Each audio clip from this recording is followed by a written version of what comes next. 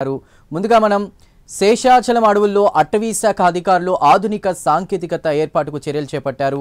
వన్యప్రాణుల సంచారం గుర్తించేలా ట్రాప్ కెమెరాలు, సోలార్ కెమెరాలు అమర్చారు. ముఖ్యంగా అడవుల్లో చిరుతలు, ఏనుగులు, పులులు, ఎలుకబంట్లు సంచారంపై ఫోకస్ చేయనున్నారు. తద్వారా ఆయా ప్రాంతాల్లో వన్యమృగాల కదలిక ఆధారంగా 5-10 నిమిషాల ముందు ప్రజలను అలర్ట్ చేసేలా యాక్షన్ తీసుకుంటారు.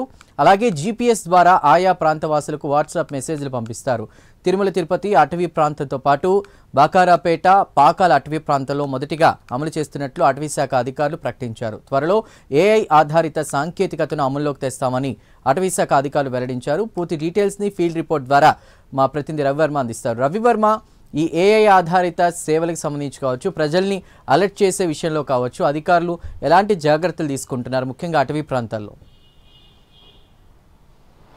ఎస్ చందు, చిత్తూరు జిల్లా రాష్ట్ర సరిహద్దు జిల్లా, ఉమ్మడి చిత్తూరు జిల్లా రాష్ట్ర సరిహద్దు జిల్లా. ముఖ్యంగా అటు తమిళనాడు, ఇటు కర్ణాటక రాష్ట్రాలకి సరిహద్దు జిల్లాగా ఉంది. అదే కాకుండా ఈ జిల్లాలో అటవీ ప్రాంతం కూడా విస్తారంగా ఉంది.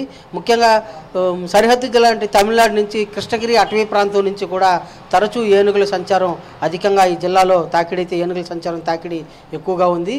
దీనిని దృష్టిలో ఉంచుకునే గత 10-20 సంవత్సరాలుగా ప్రభుత్వాలు అనేక రకాల చర్యలు అయితే చేపడుతూ ఉన్నాయి. ముఖ్యంగా ఏనుగుల సంచారాన్ని కట్టడి చేసేందుకు సరిహద్దు ప్రాంతాల్లో, అటవీ ప్రాంత సరిహద్దుల్లో కందకాలను ఏర్పాటు చేశారు.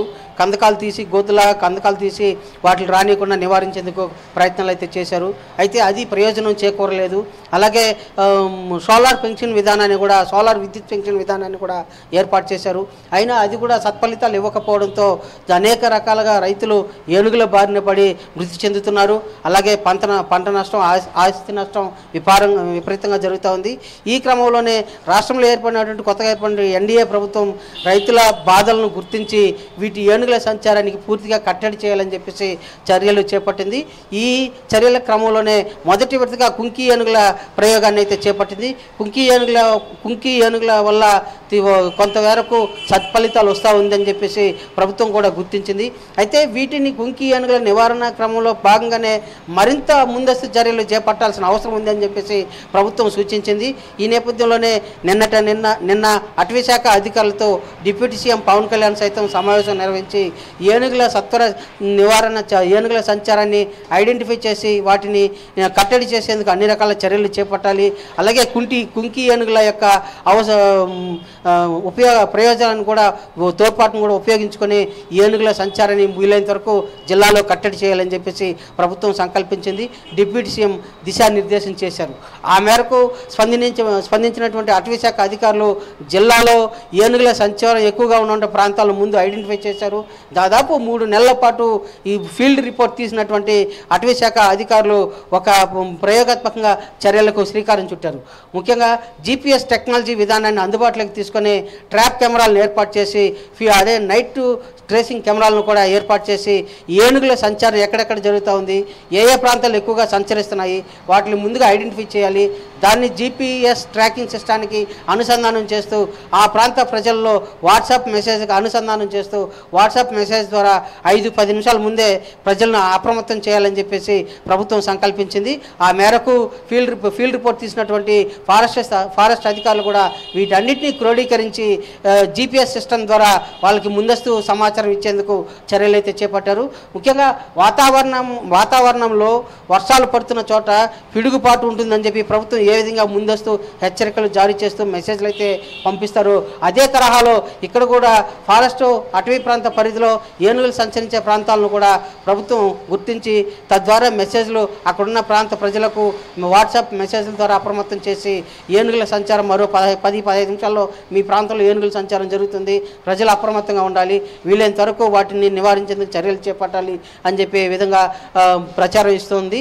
అదే తదనుగుణంగా ఆ ప్రచారంతో పాటు ఆ పరిసర ప్రాంతాల్లో ఉన్నటువంటి కుంకి ఏనుగులను కూడా ఆ ప్రాంతానికి తీసుకొచ్చి వాటిని సంచారాన్ని నియంత్రించేందుకు కూడా చర్యలు ఉపయోగకరంగా ఉంటుందని చెప్పేసి ప్రభుత్వం సంకల్పించింది.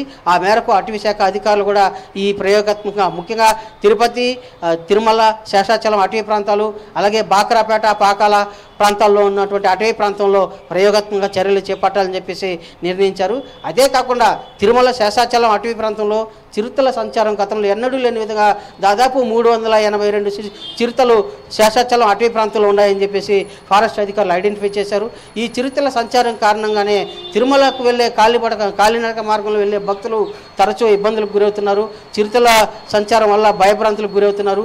వాటి నుంచి కూడా భక్తులకు రక్షణ కల్పించాలని చెప్పేసి మరో ఆలోచనతో పాటు అటు టీటీడీ ఇటు ఫారెస్ట్ అధికారులు సంయుక్తంగా నడకదారి పొడవునా అంటే అలిపిరి నుంచి నరసింహస్వామి టెంపుల్ ఆలయం వరకు దాదాపు 310 ట్రాప్ కెమెరాలు ఏర్పాటు చేశారు.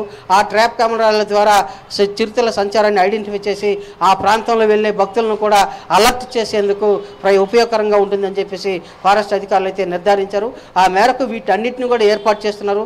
ఈ ప్రయోగాత్మకంగా చేపట్టే ఈ ప్రాంతాల్లో ఈ ట్రాప్ కెమెరాల system, GPS tracking system success అయితే మాత్రం రాష్ట్ర వ్యాప్తంగా కూడా అలాగే జిల్లా వ్యాప్తంగా కూడా అమలు చేయాలని చెప్పేసి ఫారెస్ట్ అధికారులు భావించారు. ఆ మేరకు వీటిని అనుసంధానం చేస్తూ ప్రజలను అప్రమత్తం చేస్తూ ఏనుగుల సంచారం అలాగే వన్యప్రాణుల నుంచి చిరుతలు అలాగే అడవి ఎలుగుబంట్లు ఇలాంటి జంతువుల నుంచి కూడా ప్రజలను అప్రమత్తం చేయాలి, వాటి బారిన పడకుండా రక్షణ కల్పించాలనే ఉద్దేశంతో ప్రభుత్వ యంత్రాంగం చర్యలు చేపడతా ఉంది. ముఖ్యంగా డిప్యూటీ సీఎం పవన్ కళ్యాణ్ ఆదేశం మేరకు ఈ కార్యక్రమానికి ఈ చర్యలకు కార్యరూపం దాల్చినట్టు కూడా స్పష్టంగా అధికారులు అయితే స్పష్టం చేస్తున్నారు. ఆ మేరకు తిరుపతి శేషాచలం అటవీ ప్రాంతంతో పాటు బాక్రాపేట పాకాల ఉన్నటువంటి అటవీ ప్రాంతాల్లో మొదటగా తిరుపతి జిల్లా పరిధిలో ఉన్నటువంటి తూర్పు ఫారెస్ట్ అటవీ ప్రాంతంలో వీటిని ఏర్పాటు చేసి ప్రయోగాలను చేపట్టాలని చెప్పేసి కూడా అధికారులు అయితే నిర్ణయించారు. అయితే ఈ టెక్నాలజీ ద్వారా సత్ఫలితాలు వచ్చినట్లయితే వీటితో పాటు AI టెక్నాలజీ మరింత ఆధునిక సాంకేతిక పరిజ్ఞానంతో కూడినటువంటి AI టెక్నాలజీని కూడా వీటికి అనుసంధానం చేస్తూ మరింత పారదర్శకంగా ఈ సేవలను ప్రజలకు అందించాలని చెప్పేసి ప్రభుత్వం సంకల్పించింది. ఆ మేరకు డిప్యూటీ సీఎం పవన్ కళ్యాణ్ కూడా దిశానిర్దేశం చేశారు. డిప్యూటీ సీఎం ఆదేశానుసారం రాష్ట్ర అటవీ శాఖ అధికారులు కూడా ఈ ఆధునిక టెక్నాలజీని అందుబాటులోకి తెచ్చేందుకు అన్ని రకాల చర్యలు అయితే చేపట్టారు.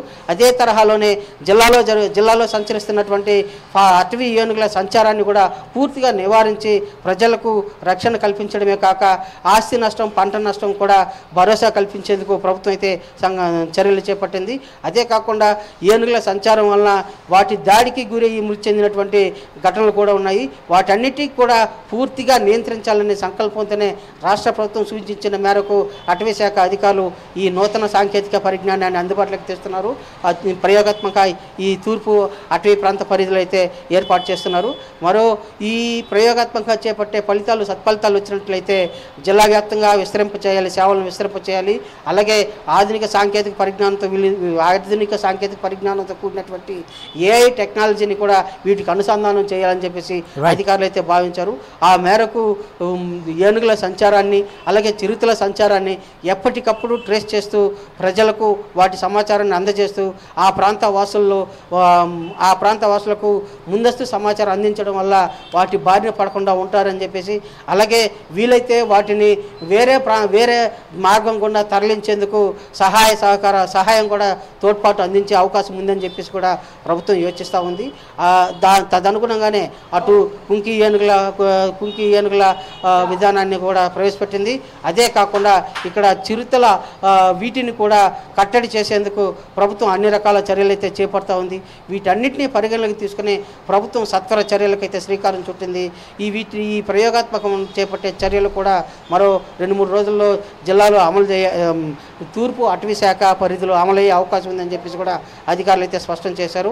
ఆ మేరకు వాటికి సంబంధించినటువంటి సమాచారాన్ని అన్నింటినీ కూడా పరిగణలోకి తీసుకుని పూర్తి స్థాయిలో త్వరలోనే ప్రవేశపెట్టేందుకు చర్యలు అయితే చేపట్టారని తెలుస్తోంది. చందు.